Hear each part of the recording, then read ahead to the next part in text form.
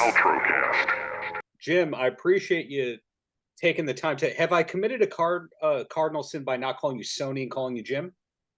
I love the nice, easy formality of Jim. I get that from time to time. Okay, well, Soni, how's your day going aside from having to talk to this guy today?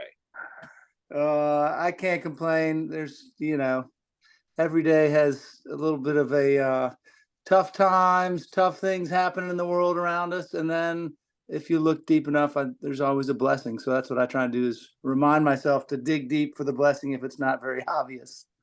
Well, write those lyrics down, and I want half of them because I was in the room for the writing of the song. But anyway, we were connected because Snowman Melting has its 15th anniversary reissue with the great bonus tracks, including your duet with Darius. Now, a lot of artists, when they do the 10th anniversary, 15th, 20th anniversary, it's because the rights reverted to them. Was that what happened for you, or did you own the rights all along? I will say that the idea to re-release came before I realized, and looking back at one of my few saved contracts that I was part of. I'm not a company, I'm not a record company, I'm not a publicist.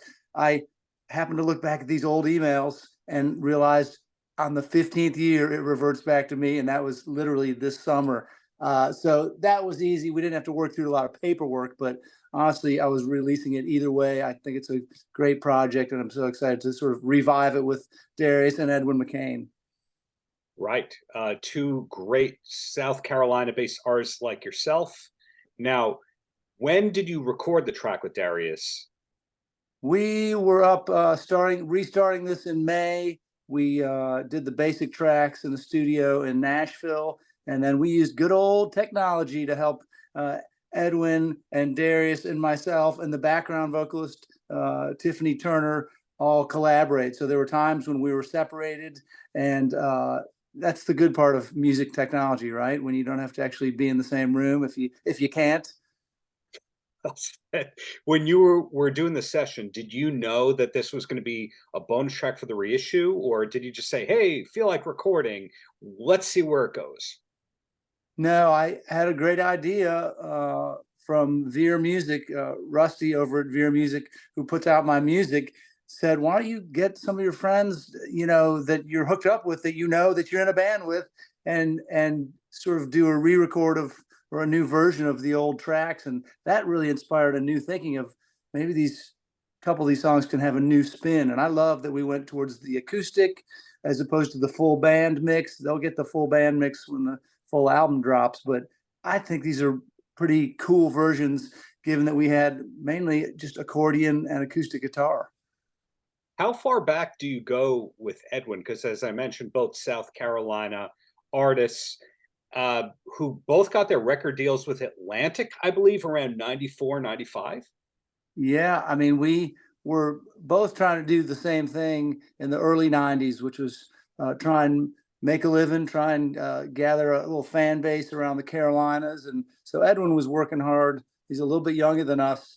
And we sort of broke big, and he was probably one of the first artists we felt like, gosh, if we could help anybody to get up like we got lucky enough to do, it would be Edwin. We thought he was talented and he worked his butt off. So we just sort of tried to pitch him around like, hey, to some record companies. And I think he would have got signed either way, but it was nice to bring him along for the ride, which of course I don't think he needed us for. But in the end, it's a cool story, and going backwards that we were hanging out together well before fame or fortune.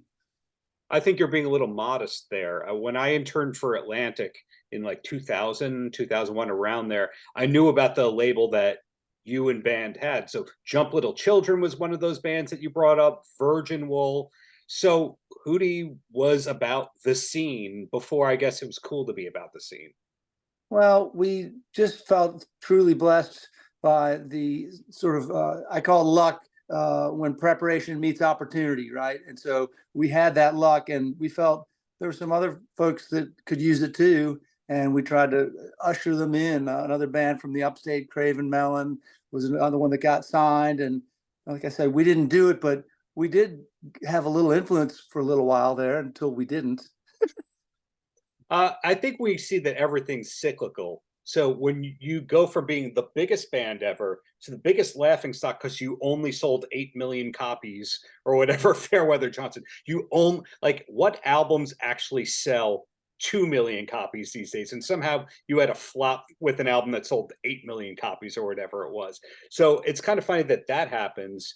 Then people cover your stuff 7 years later, then you're selling more tickets than you were at your peak and getting more spins per week than you were. So that's got to be a funny thing to look back on in retrospect. How many times you've been cool and uncool in a 25-year period?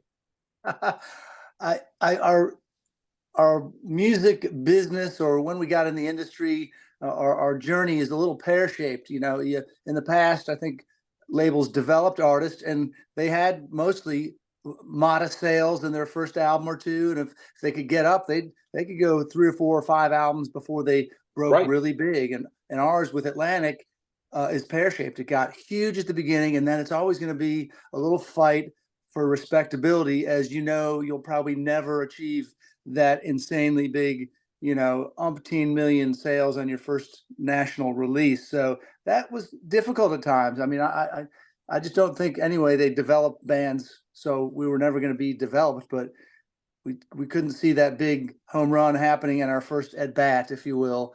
And so what do you do from there? Survive as long as you can at the top, and then it leaves you the ability to be in the music business for a long time, sometimes at the top, sometimes at the bottom. The 2019 reunion tour proved that it was not a mishap in 1995, because all those fans came out like it was 95 again. And so that felt really redemptive, I guess, to see 20,000 people a night out there like it was, the mid 90s. Like it was the mid 90s. Yeah, all that before the internet, and yet another thing that you survived. So this solo album, are you touring in support of it or doing any shows? Well, I stumbled upon my lane, which when the band were dormant, from probably 2009 to before that 2019 tour, I started speaking. I started playing some of my solo, more CCM geared music to recovery audiences and a few churches. But I sort of honed that craft of speaking and singing together. And when I put out a book in 2022, that gave me a new open road that, wait, I can actually play some of the Hootie songs I helped to write. I can play my solo stuff. I can talk about the book, which is the Hootie story and more. And it opened up this new thing for me to do, which said, I don't have to go tour, which I'm not really at age 50, something. I don't want to go necessarily on my own tour and have to, go do clubs or whatever people would pay to see me in. I can go do sort of book corporate speaking, music Right. events, and get paid for it, which is always nice, but also control the scenario. I have a narrative that I speak to. It's in the book, and I get to sort of do it at a easier tempo. I don't have to stay out on the road for 3 months at a time, but I've really enjoyed, and that was a little bit lucky. It came from writing a book and continuing to put out music, and Hootie staying alive and kicking. That doesn't hurt either. Do you have plans for another book? I don't know. Can you do 2 memoirs? Can I do a set? Oh, for sure. I mean, Here's the okay, real story. spitballing. Number one, you could do the book about everything that happened to you after you put the book out, along with the leftover chapters. So that's one option. Number two is you could do the one like the Dave Mustaine style. Okay, this is going to be a memoir about the one album. Yeah, right. You get the cracked rear view memoir. Here's what really happened, and you correct everybody, and then you fill out the fluff with everybody's quotes about how great you are and what they remember about the sessions. That's the second Yeah, one. The yeah, third one is you do the just a collection of random stories of dumb stuff you did. yeah. And there's a lot of that, and that would be. I mean, hanging out with Edwin McCain doing this new record, I am reminded that there was some very fun and silly stuff that went on that I had forgotten. And if you go out and ask around, you'll get great versions of some truths about what happened in the 90s and beyond. And Yeah. so it's great. I mean, my book, Swimming with the Blowfish, started when I found an old journal. And imagine the no internet era, and it's 1994, and we're a baby band. We're one of 100 bands on Atlantic. There's no attention. They've just funded enough to make an album, and maybe it'll work. Well, we're out in LA. There's no press. There's no photographers. The only pictures that exist from Cracked Rear View, the session, was because I brought my old, camera that I had from college, and I took a half dozen shots of the band while we were hanging out there. Otherwise, there is nothing. And my diary says for 50 days that we had fun in a big studio and we were intimidated. And at night we drank every night to party in case it never happened again, in case we never had a second album. And that diary is like one of the few relics of that experience, along with the producer and the engineer. Otherwise, nobody saw it or witnessed it. And unfortunately, the memories of my bandmates are like mine, a bit blurry. So it might have to be filled in with some, I don't know, sensationalized versions of what happened. I look forward to the sensationalized versions. And Edwin, who's been mentioned a few times, he came up on my radar a couple days ago again, because he told a story about when he opened for David Lee Roth in like 93, 94 in Greenville, and the great experience that was. Now, was Hootie the definitive opening act for national acts in the early 90s in the local scene in Columbia? We weren't, because we tried to do something against the nature of the business, which everyone was telling us, you got to move to New York or LA. And at the time, that was not untrue. A lot of bands were making it because they got into the big markets and where the record labels were. We had decided pretty early on, now let's stay in Columbia where we have roots and our college Gamecocks, and we'll just work hard to tour in the region at first.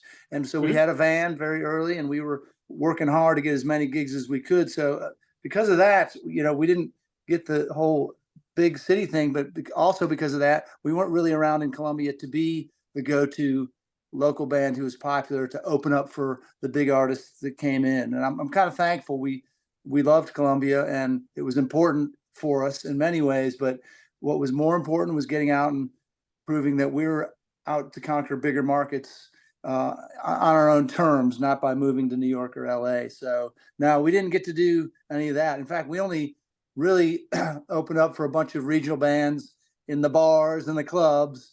You do a 40-minute set of your originals, and then you take your $75 and your 12-pack of beer that you've earned, and you either drive home or to the next town or sit around and get drunk. Things have gotten just a little better than that, just a tiny bit better. Well, two questions, and then I'll let you go. And the first one is selfish question here.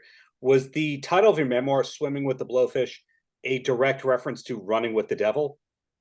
Ooh, no, but I'd take that, as a big Van Halen fan. And there's a little Van Halen reference in the memoir. No, nothing to do with that. And we tried our best to be creative, and knowing that if you're the drummer in a band and you're writing a memoir about your less than recognizable name in the band, and but you want to include a band reference, what do? You either call it, Hold My Hand. We had a ton of great throwaways, and Swimming with the Blowfish felt right. And so I'm glad we didn't use some of the ones I suggested. Maybe that'll be part of my next book too, is names that didn't make the naming of my first book. That would be the good introduction chapter about all the ways that your life changed since then.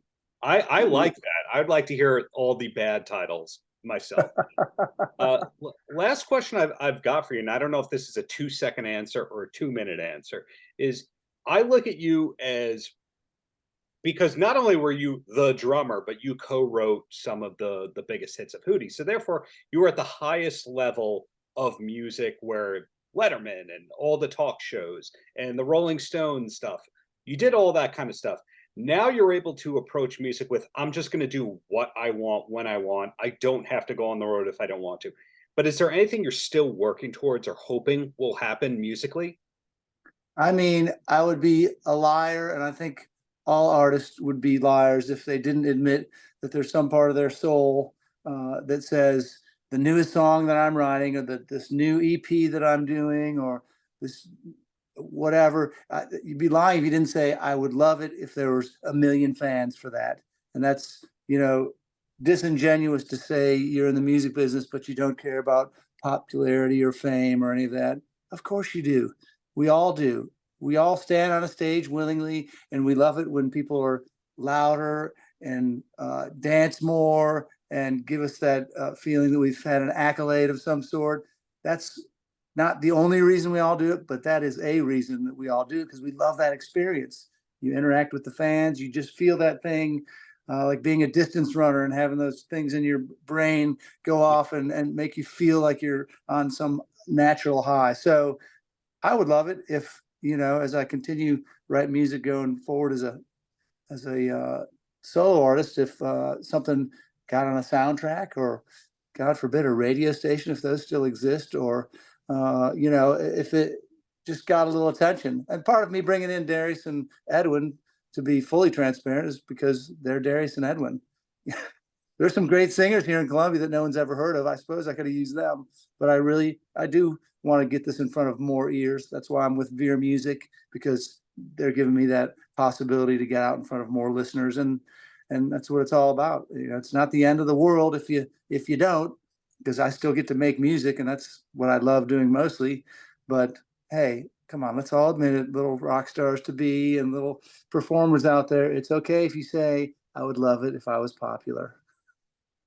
Well said. And I'm glad that your memoir, based on the songs that you wrote, I'm glad your memoir wasn't called Let Me Cry, as the pun on that one. That would have been terrible. How about, something about holding Darius Rucker's hand through the tough days, or Only Want to Be With Me. Well, anyway. Soni, thank you for the decades of great music. Congrats on this reissue. Hope to see you live in the near future, whether it's a workshop talk or it's Hootie, whatever it is. Thank you for being you, and looking forward to it. God bless. Take care. Paltrocast.